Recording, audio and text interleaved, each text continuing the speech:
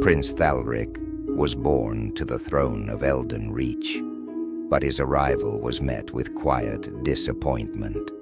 A little person, he was whispered about in the great halls, his size seen as a weakness, an omen of a diminished reign. But Thalric would not be defined by his stature.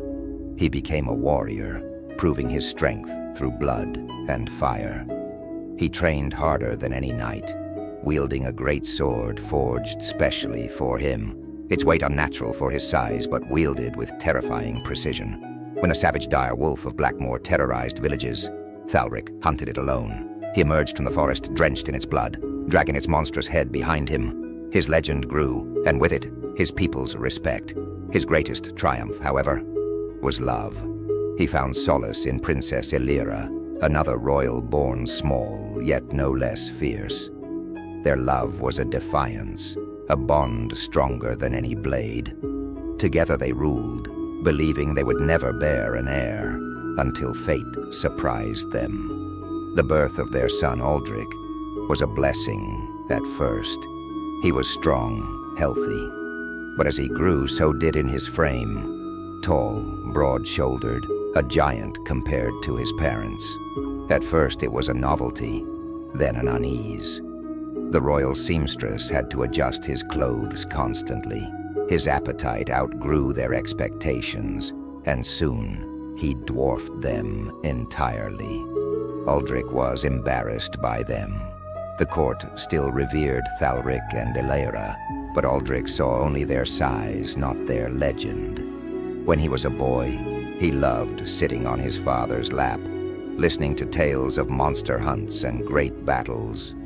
But as he became a man, shame crept into his heart. He resented their legacy, the expectations to rule a kingdom built on the legend of warriors who were smaller than him. His friends, sons of noblemen, whispered behind his back, mocked the way his parents walked, the way his father's crown sat too large upon his head.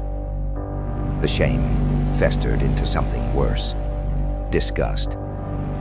Then came the dare. It was a night of feasting, of drinking. His friends taunted him. "Is your mother as strong as your father? Would she survive a fall like he did when he fought the Blackmoor wolf?" The words were slurred, cruel, but they rooted in Aldric's mind. So he did it. At the top of the grand staircase, he waited until his mother passed. With the lightest nudge, she lost her footing.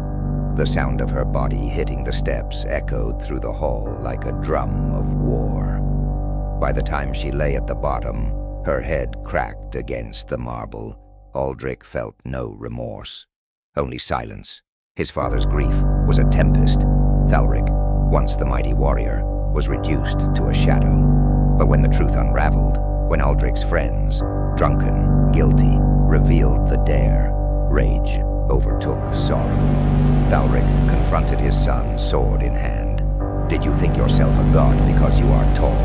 he hissed, his voice a broken thing. Aldric, now towering over him, sneered, "I thought myself free." The fight was short.